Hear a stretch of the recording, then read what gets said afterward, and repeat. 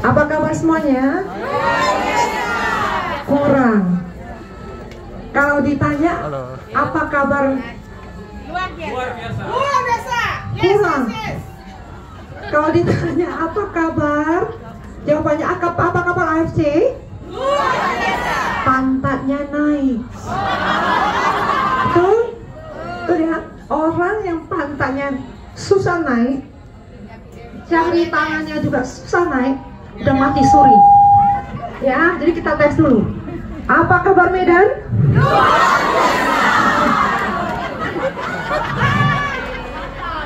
Kurang ya, duduk. Kalian itu harus bisa sedemikian rupa gedung ini goncang. Nah, saat gedung ini goncang, berarti akan lahir. Betul, saya sudah declare and decree. Dan ini pasti terjadi. Apapun yang saya ucapkan, kalau Tuhan berkenan, terjadi. Di ruangan ini, di AFC belum lahir agenda yang terhebat, belum. Saya sudah ngomong apa? 3 tahun. Watch my word. Orang yang tidak ada sangka-sangka, ya, yang akan menggoncangkan sejarah seluruh AFC Indonesia akan lahir dari sini. Nah, kalau ada seseorang yang mengucap begitu, Anda begini.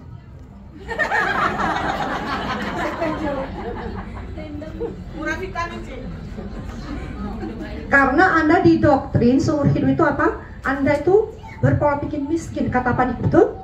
Karena kita dilatih dengan doktrin bahwa memang nasibmu untuk jadi miskin. Dan itu tidak benar. Sampai Anda mengatakan saya bisa. Tuhan itu tidak pernah pilih kasih. Oke ya? Dan ini lihat, coba lihat ke kiri kanan dulu. Lihat kiri kanan. Mukanya beda, mungkin suku Pak.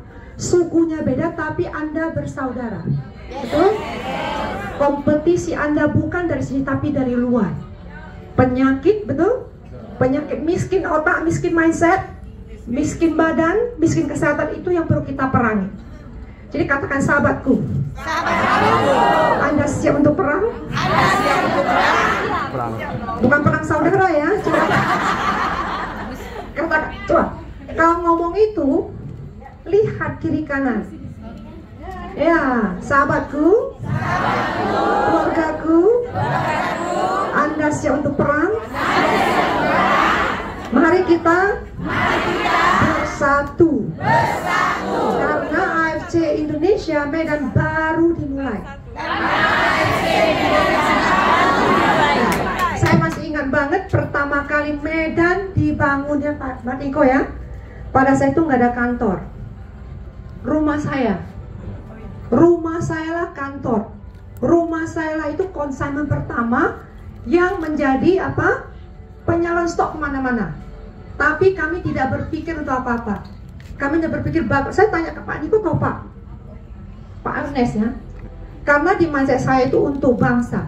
Saya bertanya, gimana caranya Pak supaya ada kantor di Medan? Betul? Kalau ada kantor di Medan, berarti orang lebih percaya. Kata Pak Ernest, Cici jadi Dam Indonesia. Betul? Jadi ada pionir-pionir sini yang bukan saya hebat teman-teman. Mereka lah yang setia. Jadi Anda harus hargai mereka. Coba siapa yang mulai di tahun 2019? Berarti 2019 ya? Coba ada? Ya, tepuk tangan untuk mereka dulu. Jadi Medan dimulai hanya beberapa sahabat yang mau dan setia. Ya, jadi perkalian kata Kohudi. Terjadilah hari perkalian, lihat kiri kanan, lihat ke belakang. Ya. Ini belum apa-apanya. Dengar kata saya. Indonesia penduduknya 250 juta jiwa. Kita cuma berapa Pak? 2,7 juta members. Berarti potensinya berapa besar? Besar sekali. Ya, I declare and decree. dari ruang ini akan muncul 100 Bushido baru. Yes. Dan Anda akan lihat itu terjadi karena kalau di perusahaan lama kami butuh 10 tahun untuk ciptakan satu presiden. Ini dari perusahaan lama. Ketawa-ketawa pula dia. 1 tahun 1 presiden. 13 tahun 10 presiden. Saya hitung karena saya pionir dari sana. Setelah 15 tahun 15 tahun muncul 40 presiden. Menjelang saya resign itu 54 presiden. Di sini Ko Budi butuh berapa lama untuk jadi Bushido? 2 tahun. Anda bandingkan setiap perusahaan itu hampir sama. 2 tahun 1 Bushido. Benar kok? Perkalian Ko Budi itu tajam banget. Kata beliau 2-3 tahun. Seperti itu semua. Yang percaya apa yang dikatakan Ko Budi, beberapa dari kami akhirnya kok ya. Maka Anda lihat AFC baru 6 tahun. Dalam masa 6 tahun 13 Bushido. Tepuk tangan dulu. 6 tahun. Anda kali aja di perusahaan lama sesusah itu kami bisa jadi presiden. Betul? Ya, itu 10 tahun 1. 10 tahun 1 dibanding 2 tahun 1. Ya, jadi percayalah, saya perkirakan karena ibu rumah tangga dari AFC Indonesia bakal lahir minimal 1000 Bushido. Kemudian tadi udah bilang kiri Bushido, kanan Bushido aman. Ya teman-teman, jadi Anda kalau Anda duduk di sini Anda bertanya, apakah AFC itu saya? Yes. Kalau Anda percaya kepada diri Bushido. Nah, di ruang ini siapa yang percaya Anda itu adalah Bushido? Berdiri.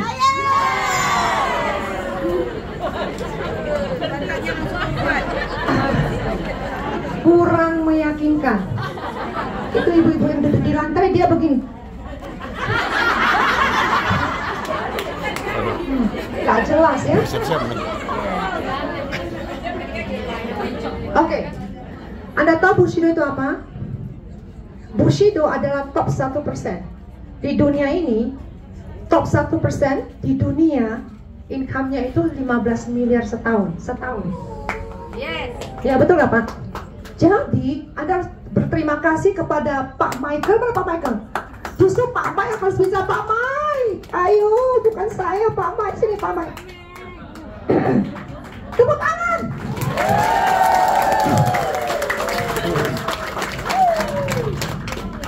Nah, berterima kasihlah kepada founder dan co-founder yang sangat taat dan mendengar suara Tuhan, betul? Karena beliau berdoa ya, founder kita berdoa ya, dan Pak Arda sudah mengatakan AFC milik Tuhan, bukan milik kita. Jadi kalau Anda sombong, ya, ingat ini milik Tuhan.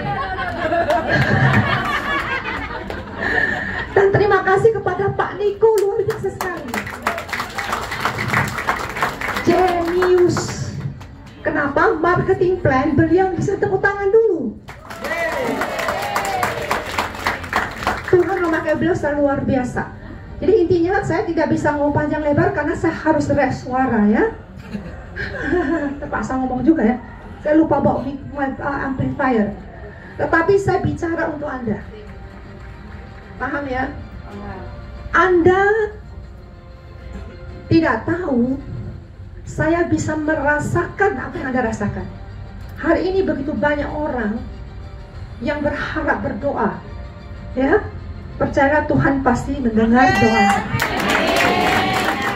Tetapi Anda dulu yang harus setia. Teman-teman ya, kita mengucap syukur dan percayalah kalau Anda percaya kepada Tuhan. Betul, seperti saya waktu berdoa, saya tidak tahu kenapa saya ada di AFC. Karena saya itu adalah legenda dan founder, beberapa founder dan juga yang sangat setia SNP-nya dari Herbalife.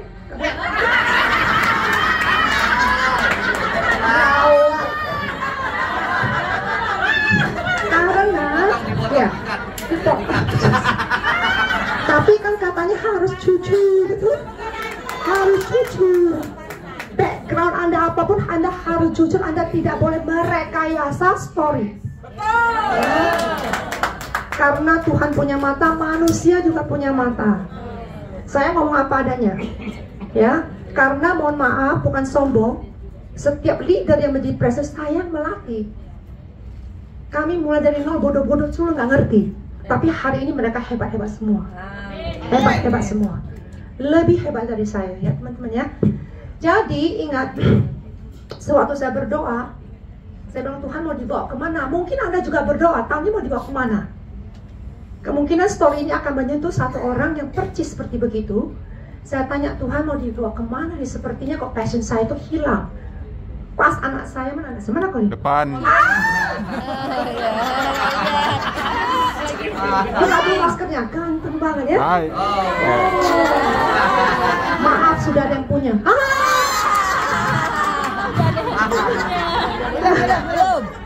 Kacau sih, Mak. Mungkin Anda lihat saya begitu berceria. Colin dilahirkan bukan dari Amerika, tetapi di Medan, dan saya hampir mati tidak pulang. Nggak ada yang tahu kan? Saya dicekek. Saya bilang, Tuhan selamatkan anak ini. Puji Tuhan, Tuhan mengutus seorang malaikat. Pada itu saya depresi banget. Saya nggak mau hidup. Saya bersyukur untuk anak ini. Terima. Ya, jadi Aduh.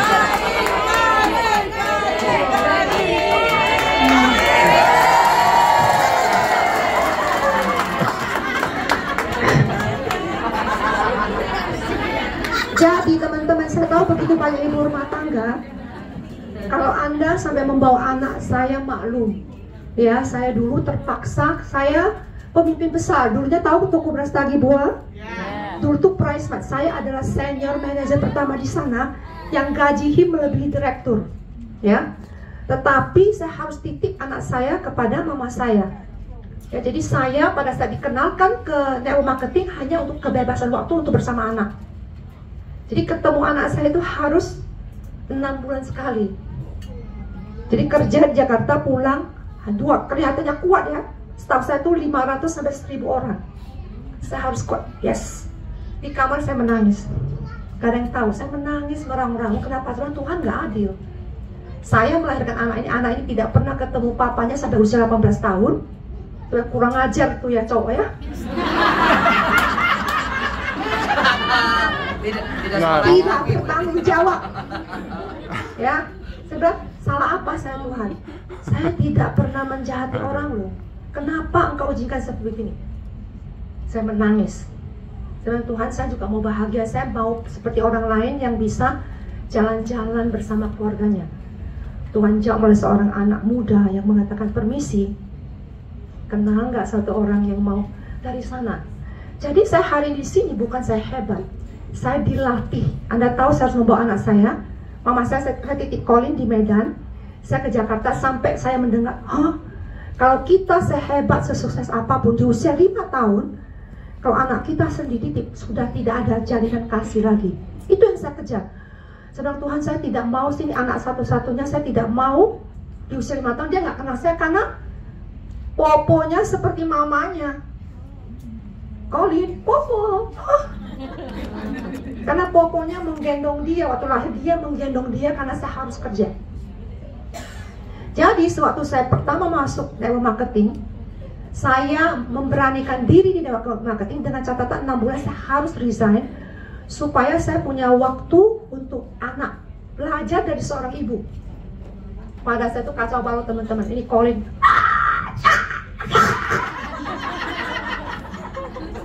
Masuk ke ruangan. Saya sendiri bingung. Mau gimana jadi mama? Ya, saya juga ditolak dari ruangan. Katanya itu sampai leadernya itu berkong-kali kong. Katanya Ci Eni tidak boleh datang lagi karena anaknya itu bikin masalah. Teriak-teriak. Namanya bagaimana? Anak, betul nggak? Anak yang teriak-teriak itu butuh perhatian orang tuanya, bukan nakal. Ya, itu dari broken home. Sampai saya belajar, saya nangis kepada Tuhan. Hari ini puji Tuhan banget, berubah menjadi seorang anak muda yang sangat dewasa. Amin, amin. Jadi karena saya mengatakan Colin, Mami memberikan tanggung jawab full kepada Colin, warisannya pun semua milik Colin, tapi Colin harus mengambil tanggung jawab 100%, dan dia benar-benar mengambil tanggung jawab. Mami begini, Mami, haya, nggak tahu cara menyewa uang. Begini Mami ya, stop ini ya, nggak boleh belanja ini lagi ya. Tapi bersyukur ya, tepuk tangan dong. Oke teman-teman, saya menggambarkan siapa yang punya anak, coba, siapa punya anak? Oh, semua, ya. Percayalah teman-teman, mungkin hari ini kehidupan Anda agak kacau, betul? Karena siapa yang mau hidupnya kacau? Tapi percayalah, kalau Anda bicara, saya stop, saya pulang. Karena suara saya berharga saat ini. Anda tahu kalau saya paksa suara saya lagi, Pak Niko aja bingung. Cik, dari bulan 7 masih begini. Tapi saya percaya ada rencana Tuhan yang besar ya, benar ya? Tidak ada yang bisa stop saya untuk bicara untuk Anda ya. Anda mungkin menderita hari ini, tapi percayalah, anak Anda melihat perjuangan kalian ya. Saya tidak tahu anak saya melihat perjuangan pada Mami. Suatu hari itu saya bawa dia ke sekolah luar biasa. Dia belajar mengungkapkan dirinya. Di sana itu 500 orang di Thailand. I want to say something to my mom. Mom, I love you, katanya. Wah, karena dia katanya, saya melihat perjuangan mami saya. Makanya dia respect maminya bekerja keras. Ya. Jadi tadi saya mau Tuhan mau ngomong apa? Mungkin itu pesan yang Anda harus dengar. Bahwa di AFC itu percepatan. Anda tidak harus menderita seperti saya 20 tahun. Percepatan. Dan Anda harus hargai. Katakan terima kasih Tuhan, terima kasih Pak Ernest, terima kasih Pak Michael. Ayo. Terima kasih Pak Niko. Dan berterima kasihlah kepada sponsor Anda. Karena saya melihat ternyata sekarang orang itu merasa lebih hebat dari sponsornya. Bukannya honor, menghargai. Honor itu teman-teman, hormat. When you honor the anointing on someone, the honor comes to you. Artinya apa? Ketika Anda menghormati yang di atas, sponsor Anda, itu adalah orang tua Anda, maka kehormatan yang sama akan turun kepada Anda. Makanya Anda lihat seperti leader itu, karena mereka hormat kepada leadership, mereka hormat kepada produk dan perusahaan ini, maka mereka cepat terangkat. Kesombongan itu sebentar aja hilang, karena kita bukan milik kita, ini hanya titipan Tuhan. Ya, setuju nggak? Jadi ini adalah salmon berselaput emas. Salmon berselaput emas. Jaga, honor this with your life. Harga ini jaga baik-baik dengan nyawamu. Jangan terlalu sombong ini itu. Anda menghancurkan nama perusahaan ini. Jangan. Jaga nama baik. Ya, ada apa yang Anda posting, bicara Anda itu semua dipandang orang. Orang tidak respect dengan income Anda. Karena kenapa? Orang yang benar-benar kaya tidak akan ngomong berapa income-nya. Gak bakal. Ya, saya banyak sekali bergaul dengan para billionaire. Mereka tidak akan bicara soal income mereka. Hanya kaya baru. Ya. Jadi orang hanya respect dengan karakter dan sikap. Betul? Mungkin Anda duduk di sini, Anda belum Bushido, tetapi di respect. Coba Dr. Rusli, tepuk tangan ke Dr. Rusli. Mungkin masih toreda, tetapi sikapnya seorang Bushido. Itu betul. Karena beliau kelihatan banget, itu bukan untuk dirinya sendiri, tetapi semua orang dia rangkul. Itu lebih terhormat dari seorang Bushido. Menurut saya dia Bushido. Oh, maaf. Aku sudah anointing. Ya teman-teman ya. Jadi ingat, kalau Anda berbicara terhadap apapun tentang perusahaan ini, ingat jangan pernah ada kata negatif yang diucapkan. Ya, jaga nama baik perusahaan ini. Jaga produk ini, jangan overclaim. Karena perusahaan ini akan ada, saya declare, akan ada 20 tahun ke depan, 50 tahun ke depan. Dan saya sudah bilang, saya itu sangat setia. Cowok juga cuma satu, perusahaan cuma satu. Kalau Tuhan, ya kalau tidak Tuhan yang ngomong, saya nggak bakal pindah, percaya nggak? Adik saya juga nggak mempan. Sampai Tuhan konfirmasi melalui nabi saya, ini perusahaan akan dipakai. Kamu menjadi berkat. Baru saya, yes sir. Terus saya tanya lagi, kenapa saya harus ikut Pak Ernest? Saya dengar, bantu Pak Ernest. Bantu kemana Tuhan? Ya udah, bantulah dengan integritas, betul nggak? Semampu saya. Ya, jadi saya hanya saya tidak sempurna. Mari, ketika kita berpegangan tangan, semua akan menjadi lebih sempurna. Ya? Jangan lihat kekurangan, lihatlah kelebihan. Dan jaga bahasa Anda. Mohon maaf, mulai sekarang, ayo. Mari, ini adalah, saya katakan ke Pak Niko juga, ini adalah company multinasional. Harap jangan berbahasa daerah di umum. Betul? Karena itu mohon maaf kurang menghargai. Begitu saya juga bisa bahasa Hokkien sekarang. Ho bosin. Kami berbahasa Chinese saja, benar nggak? Ayo pakailah bahasa nasional, betul? Kita saling menghargai. Coba katakan, sahabatku, engkau spesial. Engkau calon Bushido. Engkau adalah berkat untuk bangsa. Pesan saya ini adalah melihat teman-teman, Medan itu bukan dibangun oleh saya saja. Medan dibangun oleh begitu banyak orang. Ya. Jadi besar kecil walaupun Anda semua kami hargai. Ya. Itu saja, jaga kantor ini bersama. Itu saja, mohon maaf kalau ada yang salah. Love you all. Saya kembalikan kembali ke Mas Nino. Terima kasih Bu. Bu ini bisa duduk di VIP. Oke, Bapak Ibu.